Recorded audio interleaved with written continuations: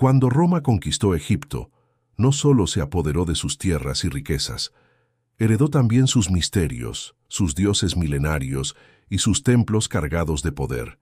Pero entre las columnas monumentales y las esfinges doradas había santuarios que no aparecían en los mapas, templos que no eran mencionados en discursos ni en registros oficiales, lugares donde los dioses no hablaban a través de sacerdotes, sino directamente al corazón de quienes se atrevían a entrar.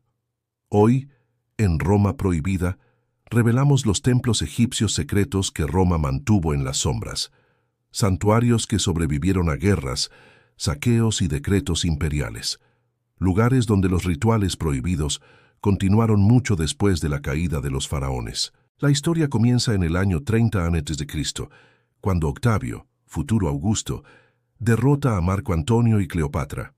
Egipto se convierte en provincia romana, pero no una provincia cualquiera. El faraón era reemplazado por el emperador y los templos pasaban a ser propiedad del Estado. Sin embargo, Roma comprendía el peligro de destruir las creencias del pueblo egipcio.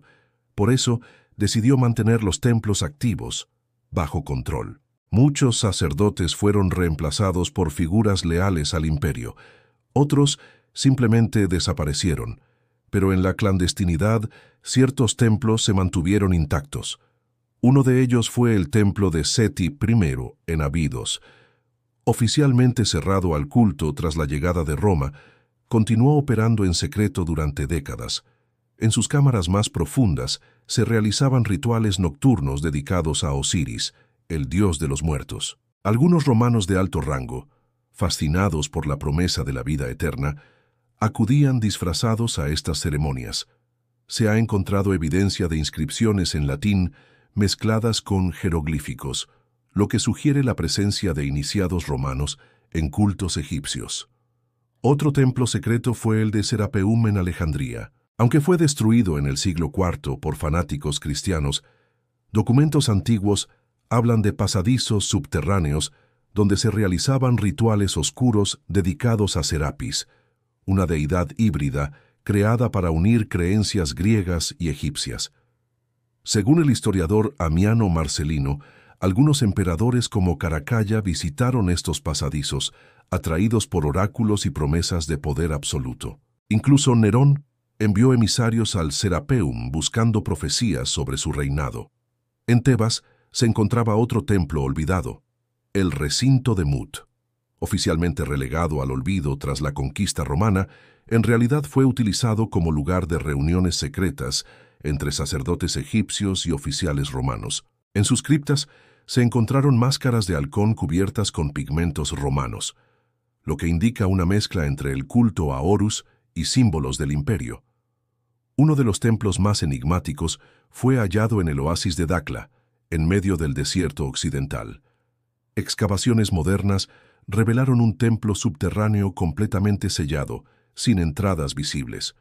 Solo mediante imágenes satelitales se detectaron anomalías bajo la arena. Al excavar, arqueólogos encontraron frescos intactos que representaban rituales de sangre, figuras humanas con cabezas de chacal y extrañas tablillas escritas en una combinación de griego, latín y jeroglíficos. Los textos hablaban de un pacto entre Roma y Anubis. Nadie sabe con certeza qué tipo de ceremonia se realizaba allí, pero todo indica que no era aceptada ni por los egipcios tradicionales ni por los romanos ortodoxos. Durante el reinado de Domiciano, se prohibieron muchos cultos considerados orientales. Pero lejos del Tíber, en las arenas de Egipto, estos ritos continuaron. Algunos senadores romanos mantenían templos privados dentro de sus villas en Alejandría. Los muros estaban decorados con escenas del juicio de Osiris, pero con togas romanas. Era una fusión religiosa, sí, pero también política. Participar en estos rituales no solo era una búsqueda espiritual, sino una forma de acceder a redes de poder oculto. En el templo de Philae, dedicado a la diosa Isis, Roma permitió el culto abierto por muchos años, pero en cámaras traseras se realizaban rituales prohibidos, invocaciones nocturnas, baños de sangre simbólica y ceremonias de reencarnación. Muchos romanos acudían buscando curación o visión profética. Las sacerdotisas, entrenadas desde niñas, hablaban en lenguas extrañas. Algunos textos mencionan que Trajano visitó el templo disfrazado, buscando respuestas antes de su campaña en Partia. La mezcla entre religión, política y poder era tan intensa que el Senado temía el crecimiento de estos cultos. En el año 154 d.C., se promulgó un decreto para cerrar todos los templos no autorizados en Egipto. Pero esto solo los empujó más profundo en la clandestinidad. En cavernas naturales del Valle del Nilo aparecieron templos improvisados, altares de piedra, lámparas de aceite y restos de incienso se han encontrado en lugares donde ninguna estructura formal existía. Los romanos más supersticiosos veían estos sitios como portales al otro mundo. Algunos incluso creían que los dioses egipcios eran más antiguos y poderosos que los suyos. En el año 235 d.C., durante el reinado de Maximino el Tracio, se reportaron revueltas en el Alto Egipto lideradas por sacerdotes. No buscaban restaurar una dinastía, sino proteger sus templos secretos. Fueron aplastados, pero sus santuarios no fueron encontrados. Los informes hablan de templos móviles, estructuras desmontables escondidas en caravanas, llevadas de oasis en oasis para evitar su destrucción. En algunos casos, los templos secretos eran subterráneos. En la región de Edfu, cerca del gran templo de Horus, arqueólogos descubrieron una red de túneles que no aparecía en ningún plano. Allí se realizaban iniciaciones con venenos, trampas mentales y pruebas físicas. Algunos iniciados no sobrevivían. Los que lo lograban recibían un nombre secreto y la promesa de inmortalidad. Roma sabía de estos lugares. Algunos oficiales eran enviados a investigar, pero muchos no regresaban.